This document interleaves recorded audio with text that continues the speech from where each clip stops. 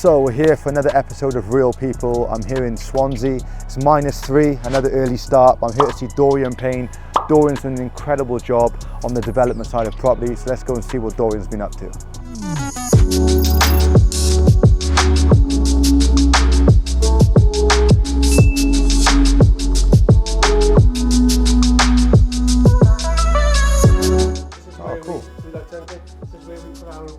Oh, nice. Yeah, you're going to need a whole cabinet for them soon. To apply for, yeah. Oh, the boardroom. Well, no, these are meeting rooms. Okay. These are the boardrooms here. Okay. Wow, okay. This is the boardroom. Yeah, so they robbed some of the chairs. This is where all the money gets made here, all the big decisions here. Yeah. So all we need now is a chair. For you at the top. And for you over there.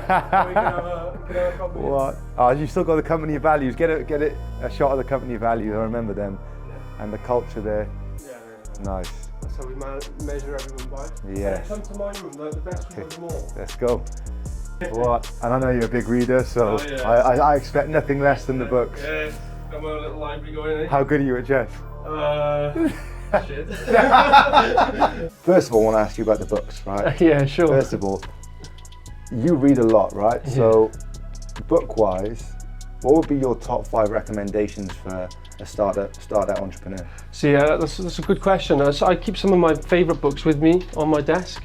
So I have a bookshelf, which the vast majority of those I've read, and if I haven't actually read the book, I've definitely listened to them. But some of my favourite ones I keep next to me. So, believe it or not, Managing the Profitable Construction Business. Yes. So if you're going into construction, you need to read that book for sure. The other book I like is this one, The Lords of Strategy. Now, so this is a breakdown of some of the strategic thinkers. So the minds behind McKinsey, Michael Porter, things like that. This book is one of my favorites, Scaling Up by Vern Harnish. You cannot be a business owner if you've not read that book. You just can't. It has the full fundamentals in there: people, cash, strategy, execution, and this one as well, growing your business. So this is I recently just finished the Cranfield Business Growth Program with Cranfield Business School. Really? Yeah, so I've done that, and this was the book that but they wrote this whatever it was 15 years ago.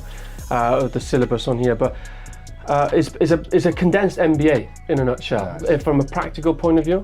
So if I know this is quite theoretical, but if you were going to start a business, and if you probably don't need this one, but strategy is so important. But let's just say these 4. The only other one I would recommend that's not on my desk is the customer-funded business model, because something we was talking about obviously earlier is one of the biggest challenges businesses have is cash flow. Is actually scaling and having enough money. And most people, as you've probably experienced more than me, is that everyone wants to get into business and they never have any money. No. You actually need money. People don't realise you actually need money. Yeah. So, but that book, which is somewhere there, but the customer-funded business model, in addition to them, basically that will help you start a business that you start getting paid in advance for. And as soon as you have a business that you're getting paid in advance for, the whole world changes. It's game changing. So look, scaling up, right? Yeah. A lot of this here is about management, scaling up, growing, and strategy, right? Yeah. All the key components. Scaling up, I came to your last office about a year ago, and it's another nice office, but this one is like that office on steroids, right? This office is insane. Your team has grown massively, and one of the conversations that we just had was about people. And as you're scaling, they play a key part of that, and it's very, very hard to get good people. Definitely. How have you managed to scale the way you have? Because every time I see you, your growth rate's insane. So how have you scaled? Yeah, no, thank you, by the way. It's very challenging. It's like similar to you, really.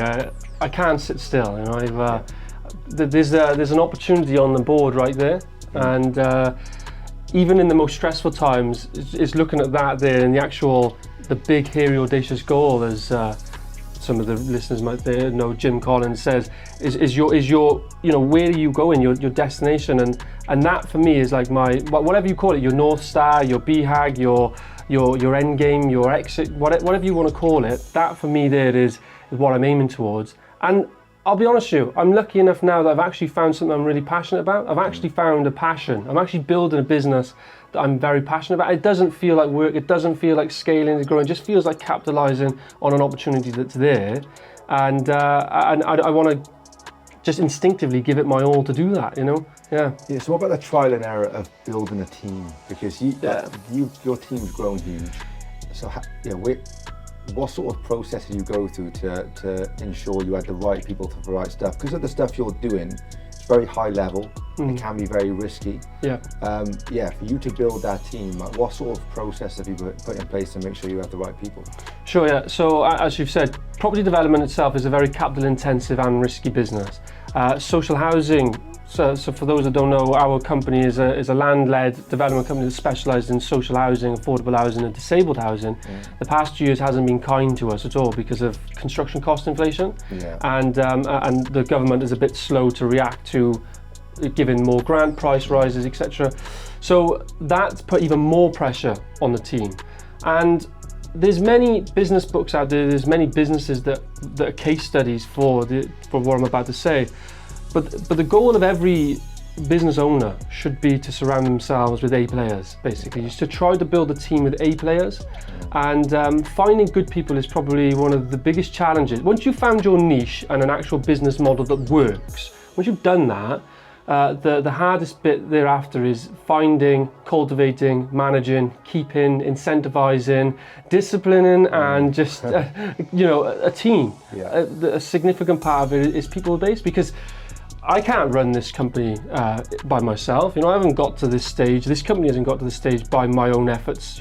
But we have a land team, technical, commercial, construction, finance. They all have a head. They all have a team underneath them. And the honest answer to you, mate, is it's solid. So as a leader, because you're a leader, right? This is a vision that you've created. What do you say is the top 3 things having a team of this size and having that many departments that you need to bring to the table as a leader to really to have the team on board with your vision? Yeah, sure. So this is going to sound bad, but to be a leader, to have a team and to motivate them, you have to tune into your salesmanship, so to speak. Everything in life is about sales, and you have to sell your team as well. If you want good people to come on board, you have to sell them. And what are you going to sell them? You have to sell them the vision. You have to sell them where you're heading. Nobody who is an A player wants to get on board a ship that's going nowhere. They want to go out into the mighty seas and have a chance to conquer something. They do. Those are the type of people you want. You don't want people who shy away from what's coming up, a challenge or the negatives. And so to answer your question succinctly, you've got to have a defined vision and strategy that actually motivates people and pulls people together, because that will be your defining core from your culture. Everything will stem from where are we going to. Hopefully, if you walked out of this room now and spoke to any of my team and you asked them, right, where's the company heading, they'll be able to reel off where we're going. I bang on to our vision all the time. I explain to them this is where, when they run their divisions, it all comes back up to, does it make the ship go faster, as the quote says? Is what you're doing and the KPIs we're tracking, if you achieve them, will we get to this vision, this goal? So motivating them by a clear vision, and then also giving those A players a chance to actually giving them a bit of the freedom that they deserve and need. The last thing an A player wants is for you to micromanage them, when you should be bringing them on board because they're more specialized than you in that individual role. Does that make sense? Yeah, and I think that's a really good point. If you talk to any if you read about any great leaders, they always hire people better than themselves. Definitely. Because that's how you drive the ship, make the ship go faster. So before we actually go out on site, last time I spoke to you, your pipeline, the value of your pipeline was huge, right? So where are you currently at pipeline value at the moment? Sure. So at the moment we have just over 567 homes last time I checked in our secured pipeline. Right. We're actually in construction right now, just shy of 150, soon to be over 200 over the next couple of months. We've got a few planning delays, but we've got a secured pipeline of 567 homes, something like that, with a gross development value in excess of 115 million. Yeah. So that's what's actually we have in our secured pipeline that's been forward sold to housing associations. And yeah. And that's another thing. So when I first spoke to you years ago, however many years ago it was, I was fascinated by your business model. You know, you're pre-selling to housing associations, and I suppose, you know, it seems like it'd be quite a hard thing to do to get, you know, those contacts in those places where they trust in your company and your vision to be able to do that. So how did that even come about? Well, again, I'm not trying to get too theoretical here, but a strategic principle, right, that Michael Porter found actually is the 5 forces from external factors of the environment, right, the competitive environment. And when you analyse social housing, land-led social housing, you realise that actually it's a very high barrier, and there's a housing crisis. So if you just put 2 and 2 together, it equals a significant opportunity for somebody to come and make a big difference.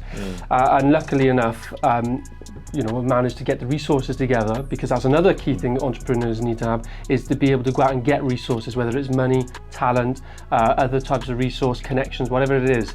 A lot of people can't do that.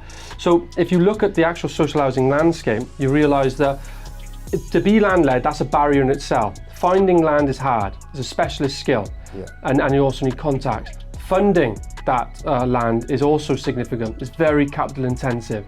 You know, we've raised millions and millions of pounds to do what we're doing here. Most people can't do that, or haven't tried to do that, or wouldn't know where to start, and it just takes a long time. So straight away you've got a high barrier to entry. Then on top of that, you've got red tape to deal with. You know, social housing is public sector, it's government.